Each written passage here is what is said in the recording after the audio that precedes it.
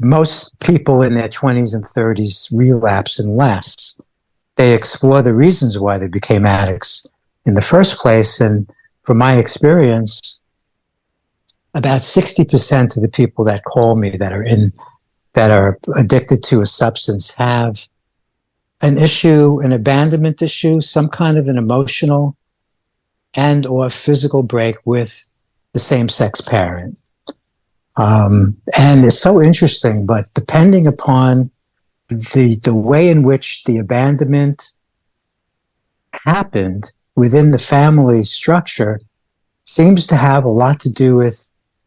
the specific type of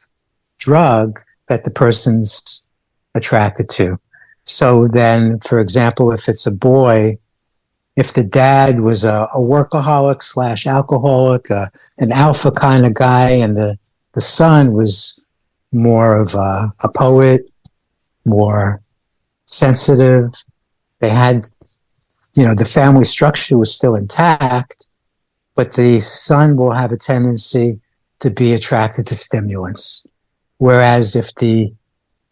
father wasn't physically present or was abusive or an addict himself, then the boy would want to be attracted to opioids. And so that needs to be addressed, especially when a person doesn't have a life, so to speak, and they're in their 20s and 30s, and after an ibogaine session, they're in a state of, they haven't been gently placed, but basically they've been thrown into a pre-addictive state.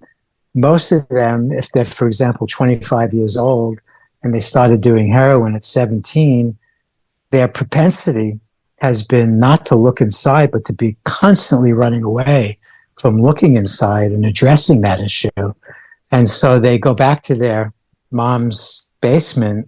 after ibogaine, and they don't have the willingness to sit across from the same-sex therapist that they really admire and respect. They're going to relapse. But when a person's in their 40s and 50s and they have a couple of kids on the way to college and a mortgage and a job that they kind of like and a support system, then there's a good chance that they won't relapse, even if they don't do therapy.